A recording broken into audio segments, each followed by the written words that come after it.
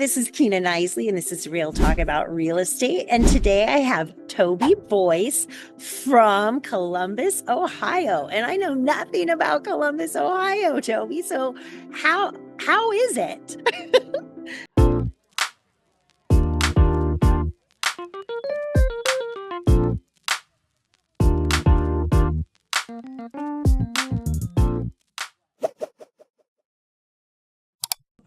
A lot of people only know Columbus, Ohio because of the Ohio State University. So we are home to the Buckeyes. I've heard of them. But a lot of people, it's gone crazy here lately. About 5 years ago, Intel did a national search to come up with its second, where they were going to build, around COVID time, everybody wanted to bring the chips back home.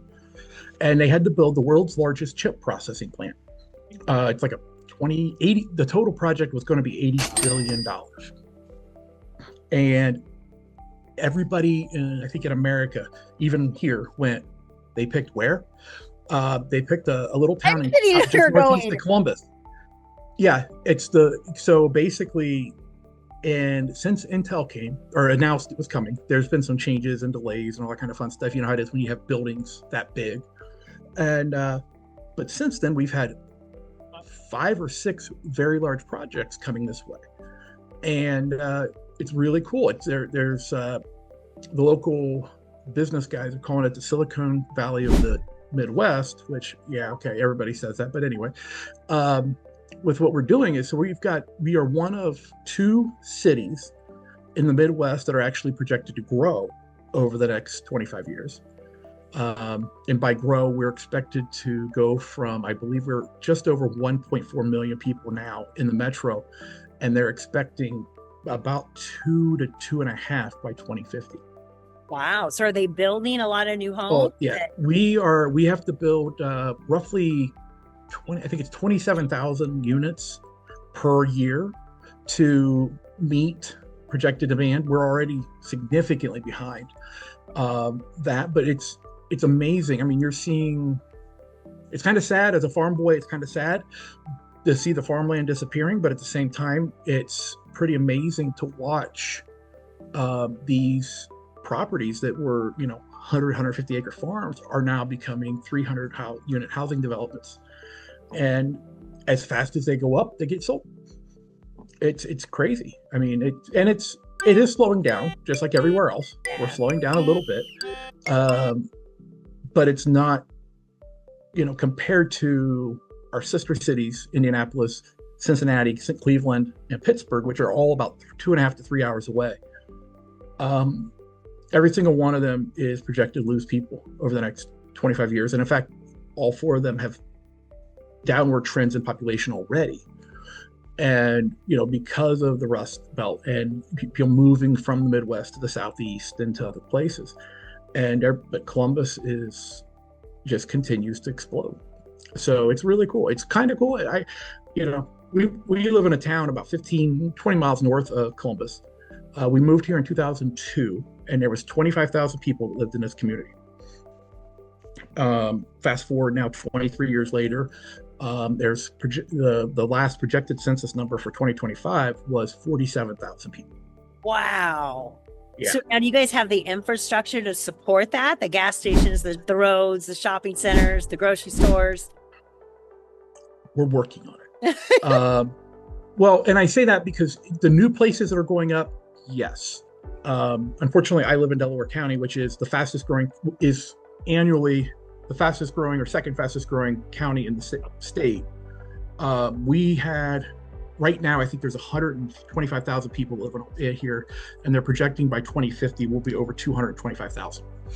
Oh my goodness! But it's just prices like. I mean, it might be a good place to invest in some buy and hold rentals. Yes and no.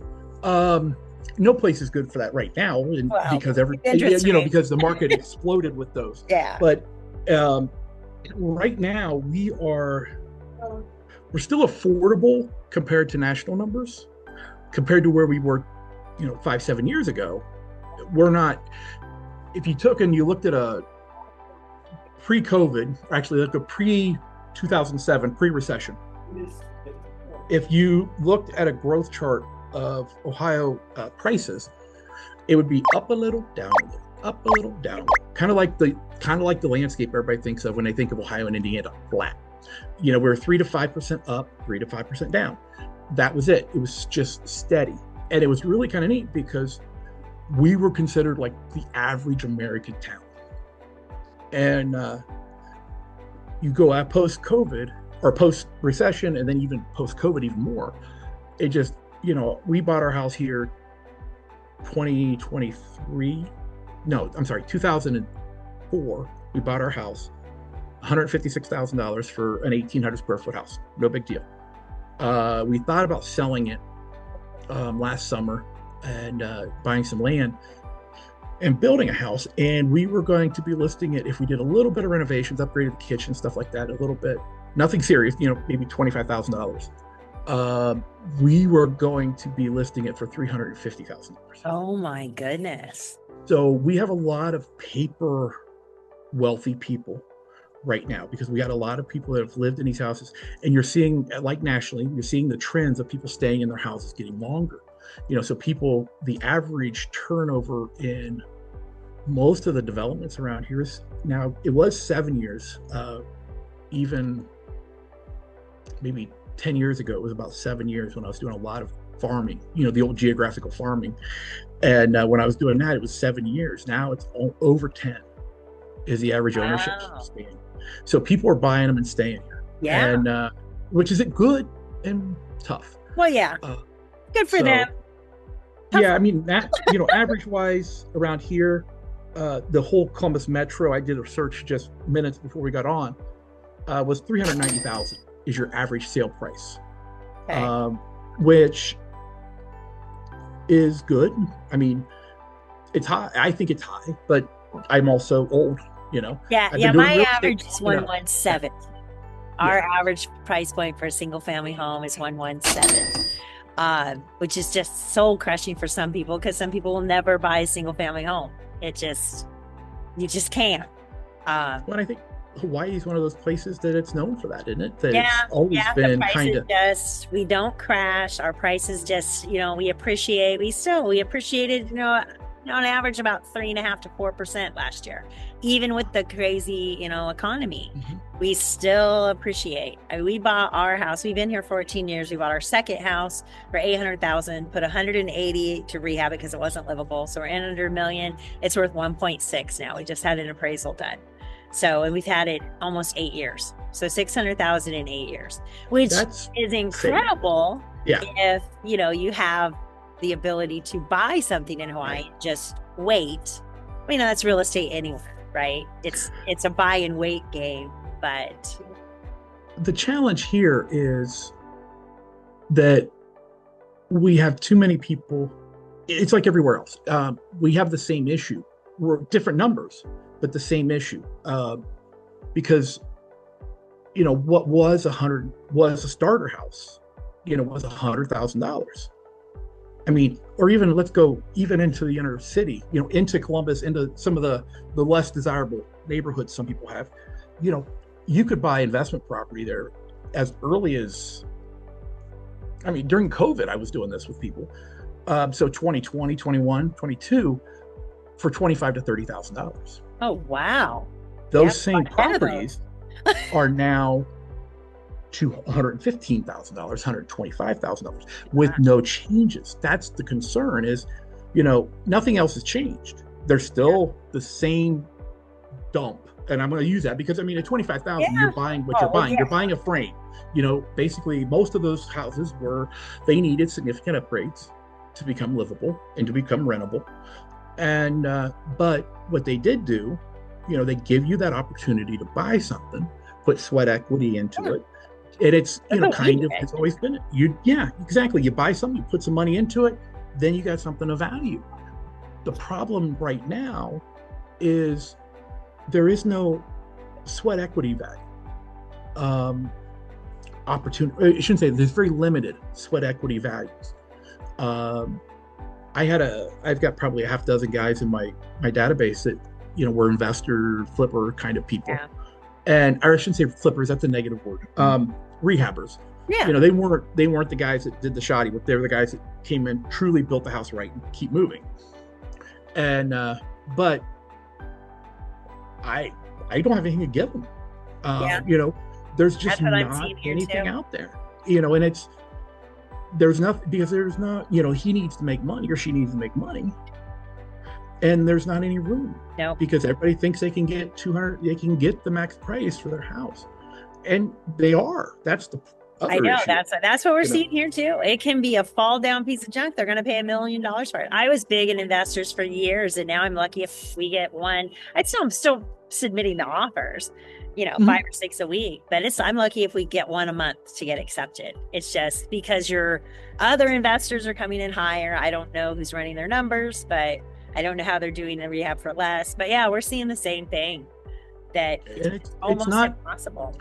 Yeah, and so the challenge we have is that it's the same thing. Obviously, it's the same concept. You have people that are saying, "Hey, I want to buy a house," and like I had a client about a month ago, and his mom and dad built this house in 1962.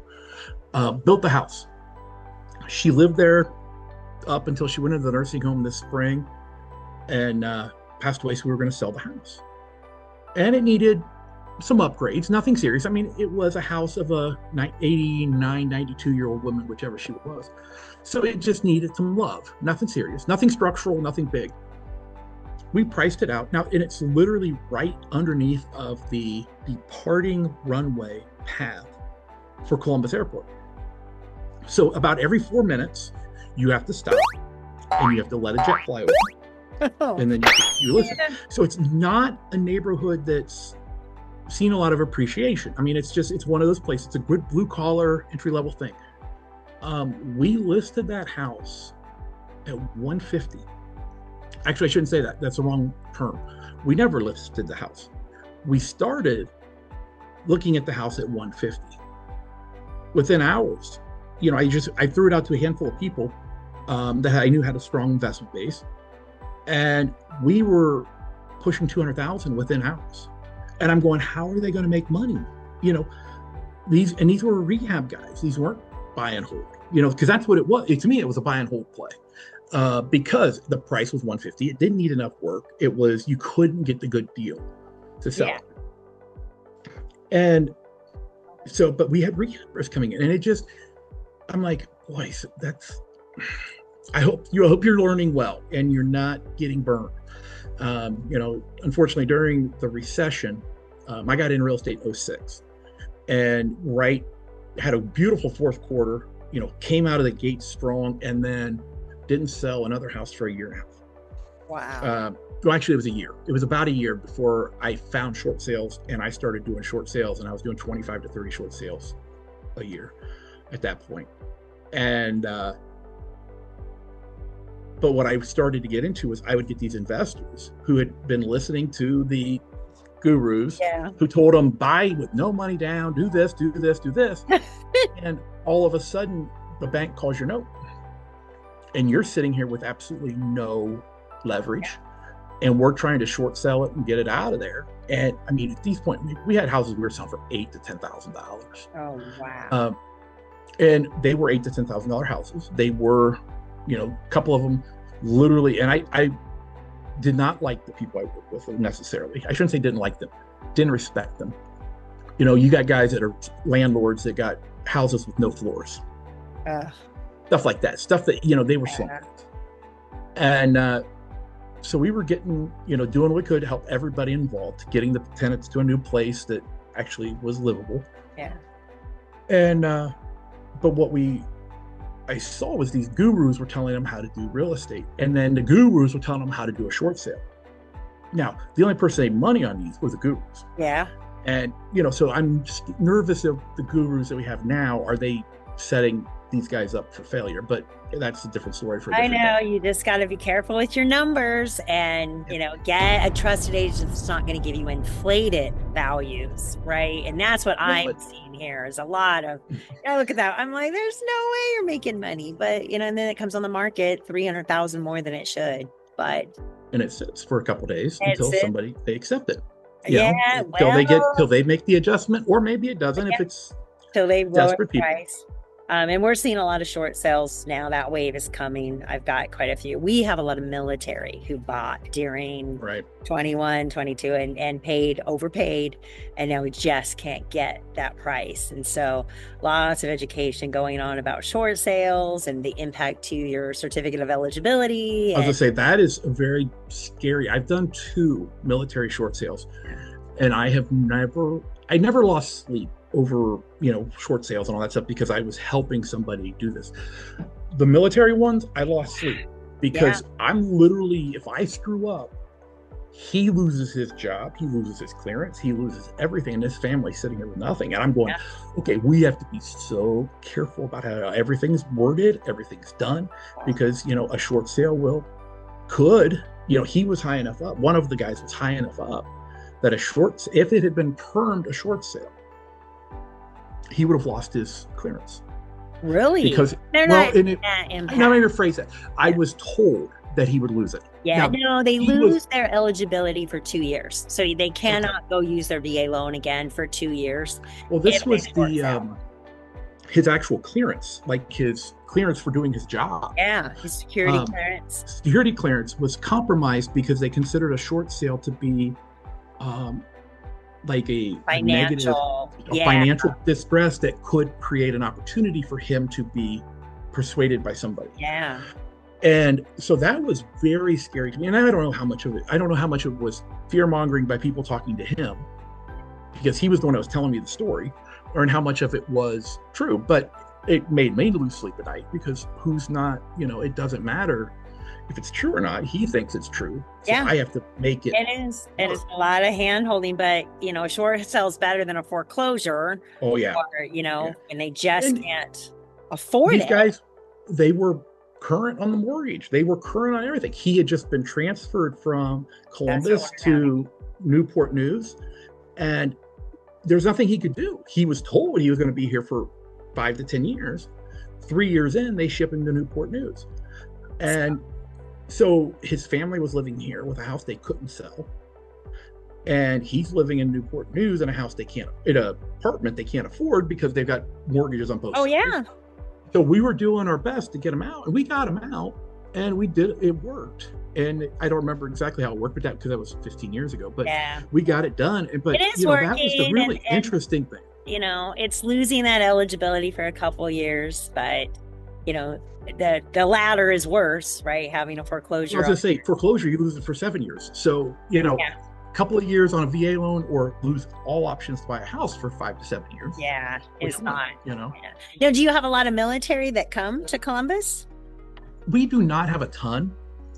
We have a base, not a base necessarily, a distribution area here.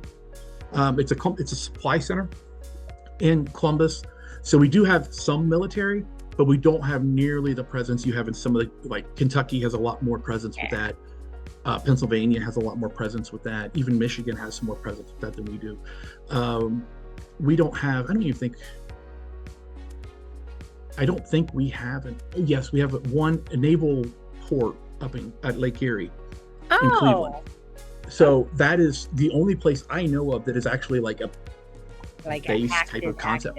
The supply center is just kind of like, basically it's a logistics hub of getting things from point A to point B. And we just have, because we sit in the middle of America,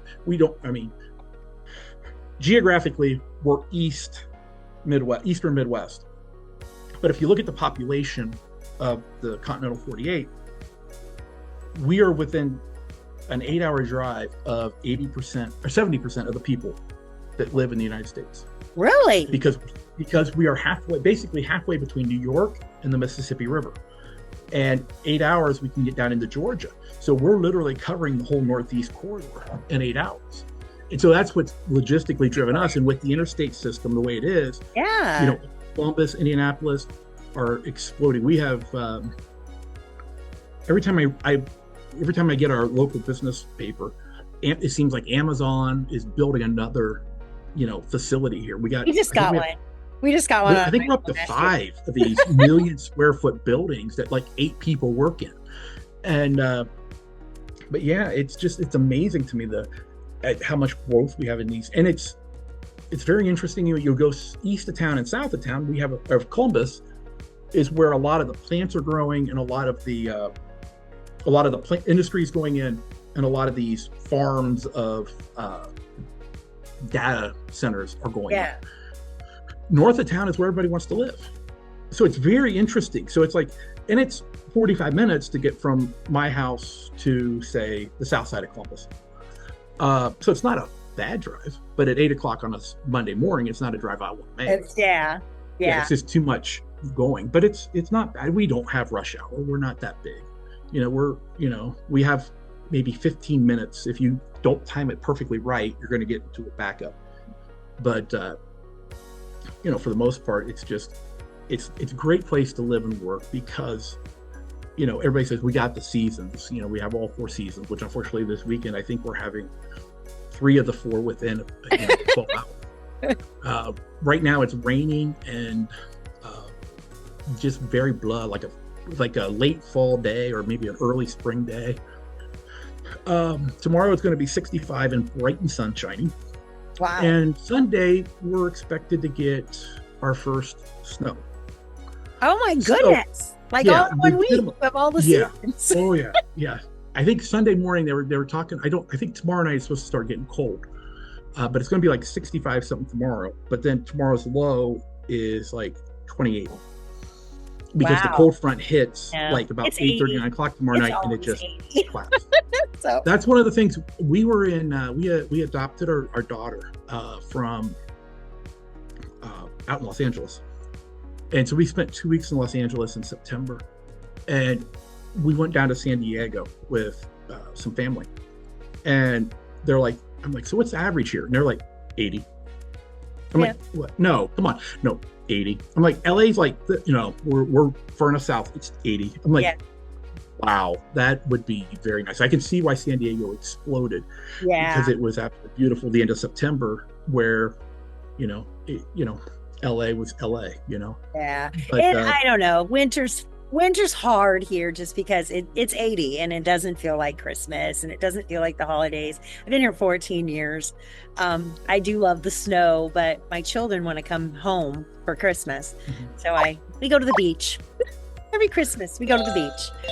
Well, you make it yours. Yeah. You go to the beach on Christmas. Okay.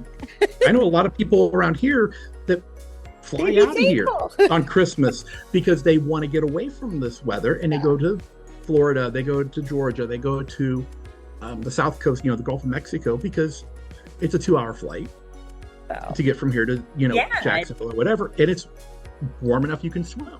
Yeah, it sounds super convenient for travel and road trips. Not so much here. No road trips.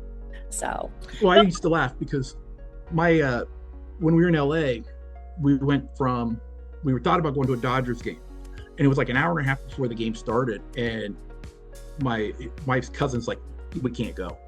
I'm like, why? I said, it's like 2 miles up the road. He goes, no, we won't get there in time. Yeah. So I brought him they flew out to Columbus, and I took him up to the Cleveland Indians game, or Guardians, excuse me. And I explained to him that within it was a 3-hour drive, I can see four, Reds, Pirates, Indians, or Tigers games for major leagues. Then in football, we've got these, and we got hockey here in town. And of course, Ohio State's legitimately a professional sports team. So I'm like, we're talking, and he's like, I hate you. Wow. It takes us an hour and a half to go 4 miles. We drove, and it's, it takes 2 hours to get to Cleveland, and we were probably 115 miles away from it. Because it's 70 miles an hour the whole way there, because it's just farmland. And so it was kind of cool. That part's kind of cool about it. That is. Wow. Well, I have learned so much. So thank you so much. So if you know anybody who wants to buy, sell, or invest in Columbus, Ohio, it sounds awesome. I can get you connected with Toby, or you can find him on Google. I'm sure he's got his business page out there. But this has been awesome. So thank you so much for joining us today. Thank you as well. Have a great day.